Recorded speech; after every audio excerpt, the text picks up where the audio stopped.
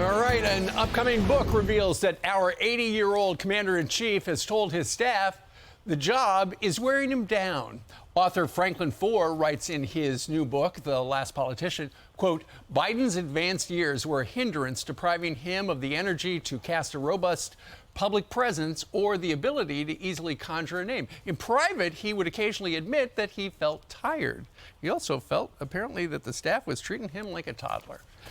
Former Clinton advisor and Harris Poll chairman Mark Penn joins us right now. Mark, good morning to you. Morning.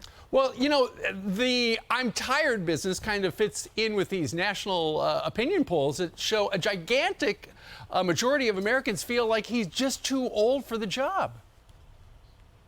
Well, that is what a lot of polls are showing, and I think it's going to be incumbent on Biden in this campaign to shake that off. Look, being tired, President Clinton barely slept.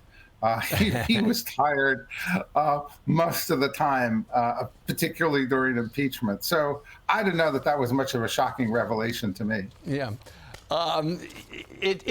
Plus, we know that he is stage managed. You know, we constantly hear him say, you know, as he wanders over to reporters, he goes, they don't want me to talk to you guys, so I got to go get on the chopper and stuff like that. Meanwhile, go ahead, Mark. Yeah, no, look, I thought he was right to be ticked off.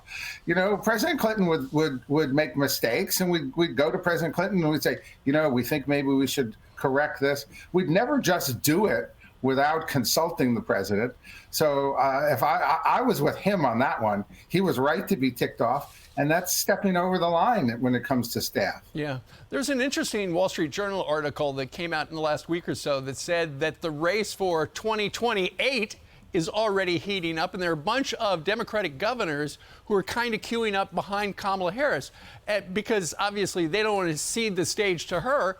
If Joe Biden makes it another 4 years, she would be the presumptive nominee, but, you know, a whole bunch of people like Gavin Newsom, governor of Maryland, the governor of Pennsylvania, the governor of Michigan are all waiting in the wings. Well, I think they definitely are. Look, they're waiting in the wings now.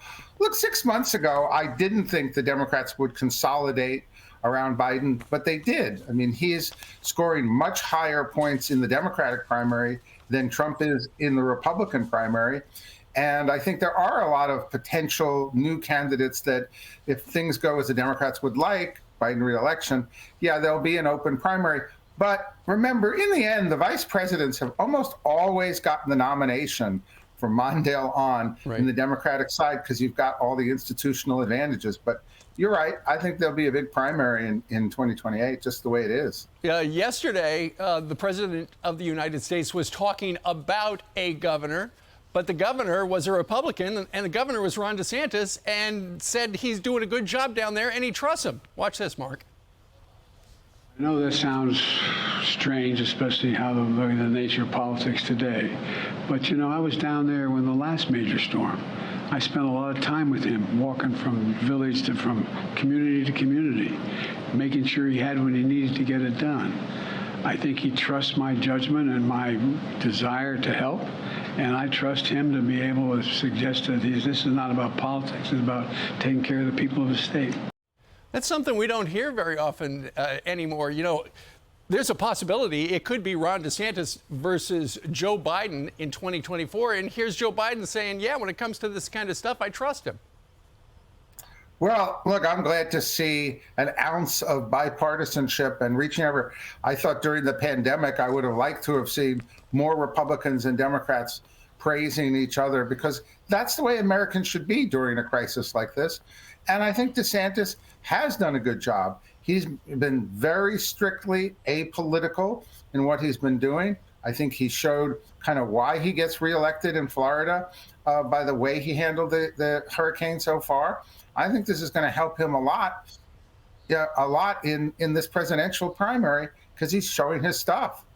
There you go. All right, Mark Penn. Sir, thank you very much for joining us live.